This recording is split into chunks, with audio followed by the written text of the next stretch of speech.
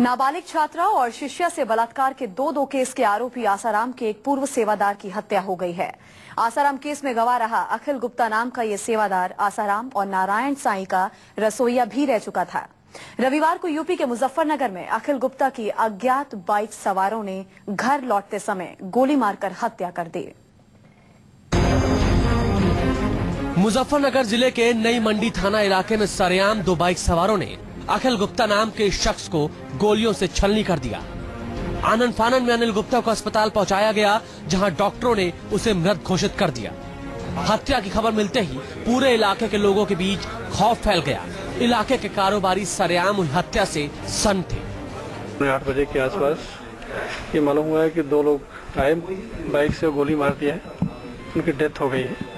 आगे कार्रवाई की जा रही है।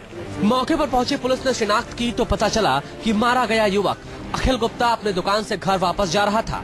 यह अखिल गुप्ता वही शख्स है जो आसाराम के खिलाफ सूरत रेप केस के चांद खेड़ा वाले मामले में गवाह था। इनकी गवाही है आसाराम के खिलाफ। हाँ। अखिल गुप्ता के घर वाले उसकी किसी और से दुश्मनी की बात से इनकार कर रहे हैं। शुरुआती जांच में पुलिस को पता चला है कि अखिल गुप्ता के स्कूटर में पैसे भी सुरक्षित पड़े हुए हैं। मतलब कातिलों ने सिर्फ हत्या के मकसद से ही अखिल पर गोली चलाई थी। ना लेन देन का कुछ नहीं, वो उसमें स्कूटर में जो के तू पैसे मिले ना, कुछ नहीं, सिर्फ मर्डर ही है। अखिल गुप्ता आसाराम और उसके बेटे नारायण साईं का राजदार था। कई साल तक अखिल ने आसाराम के रसोइये के तौर पर काम किया था और सूरत की 2 बहनों से बलात्कार के केस में अखिल गुप्ता आसाराम वाले मामले में गवाही दे चुका था। इसी केस के सिलसिले में गुजरात पुलिस 19 अक्टूबर 2013 को अखिल और उसकी पत्नी को पूछताछ के लिए अहमदाबाद भी ले गई थी।